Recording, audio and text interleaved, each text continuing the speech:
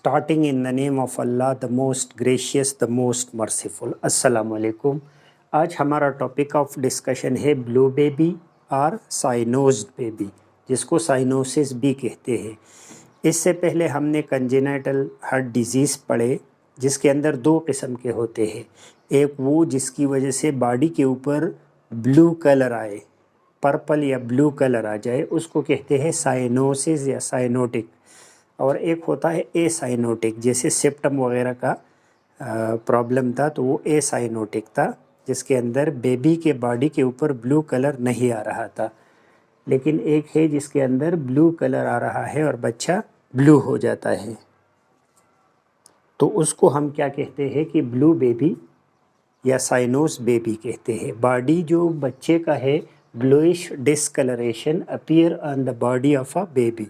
बच्चे के बॉडी के ऊपर ब्लू कलर आ जाता है। जो बच्चा पैदा हो जाए तो वो नीला पड़ जाता है, नीला हो जाता है, उसी को हम कहते हैं साइनोस बेबी। उसके दो टाइप्स है। या तो ये जो ब्लूइश कलर है ये सिर्फ पेरिफ्रीज पे होगा, यानी हाथों पे और पाँव के ऊपर होगा, तो उसको हम पेरिफेरल साइनोसिस या एक्रोसाइनोसिस कहते हैं। और दूसरा वो है जो सेंट्रल साइनोसिस है, जो बॉडी के ऊपर जो गर्दन है, जो लिप्स है, उसके जो चेहरा है, जो टंग है, उसके ऊपर क्या होता है, ब्लू डिस्कलरेशन होता है। तो दोनों में क्या डिफरेंस हुआ? पेरिफेरल साइनोसिस वो है जो पेरिप्रीज में, जैसे हैंड्स और फुट के ऊपर कलर जो है वो डिस्कलरेशन हो जाए, ब्लू कलर आ जाए बच्चे का। और अगर बच्चे के हाथ और पाँव के साथ साथ लिप्स और टंग और फेस के ऊपर भी हो तो उसको हम सेंट्रल साइनोसिस कहेंगे। जो एक्रोसाइनोसिस है उसके लिए मेन रीज़न ये है कि बॉडी टेम्परेचर जो बच्चे का है वो कम है, या तो जहाँ पे वो डिलीवर हो रहा है, जो लेबर रूम है जहाँ पे उसकी पैदाइश हो रही है, तो वहाँ का टेम्परेचर बहुत ज़्यादा कम है, तो ये मसला हो सकता है। और ये जो सेंट्रल पे है ये थोड़ा सीवियर हो सकता है, क्योंकि ये प्रॉब्लम होगा लंग्स का या फिर हार्ट का। क्योंकि हम यहाँ हार्ट के लिहाज से पढ़ रहे हैं, तो हार्ट में कोई ऐसा डिफेक्ट ज़रूर है जिसकी वजह से बच्चा जो है वो नीला पड़ गया है। काज इसके लिए क्या है? तो again congenital heart disease, by birth बच्चे के अंदर कोई ऐसा मसला है। तो उसमें मैंने पहले बता दिया कि दो मसले हैं। एक तो वो जो सिप्टम का मसला है और जो एसाइनोटिक है, तो हमें दिखाई नहीं देगा और वो इतना मसला भी नहीं होता, सेल्फ रिजॉल्विंग होता है। लेकिन जब ये आ जाए तो इसका मतलब ये है कि अगर ये साइनोस हुआ और ये टेम्परेचर की वजह से नहीं है तो फिर CHDs है। अगर कंजेनाइटल हार्ट डिजीज़ है तो उसमें जैसे TGA हुआ, ट्रांसपोजिशन ऑफ ग्रेट आर्टरीज, या ट्राइकस्पिड एट्रीजिया हुआ, तो ये दोनों इसके लिए कास हो सकते हैं।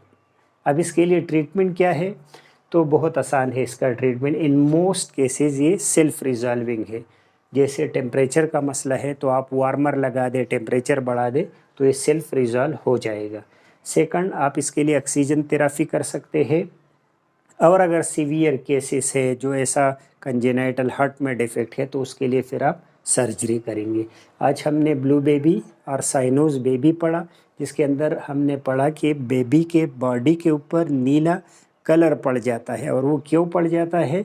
तो अगर वो पेरिफेरल है तो इतना ख़तरनाक नहीं है कि हाथ पे है और पाँव पे है, वो लो टेम्परेचर की वजह से हो सकता है, तो आप वार्मर वगैरह लगा के इसको ठीक करें। अगर सेंट्रल साइनोस है तो मसला हो सकता है कि इसको कंजेनाइटल हार्ट डिजीज़ हो और इसके लिए वर्कअप की ज़रूरत है। आप इसको कार्डियोलॉजिस्ट के पास लेके जाएंगे।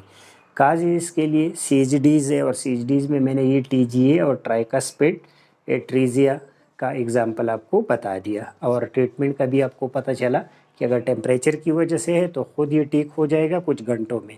और अगर ये कंजेनाइटल हार्ट डिजीज़ है और वो आपने वर्कअप किया और वो मसला सीवियर था, तो फिर इसकी सर्जरी की ज़रूरत पड़ सकती है।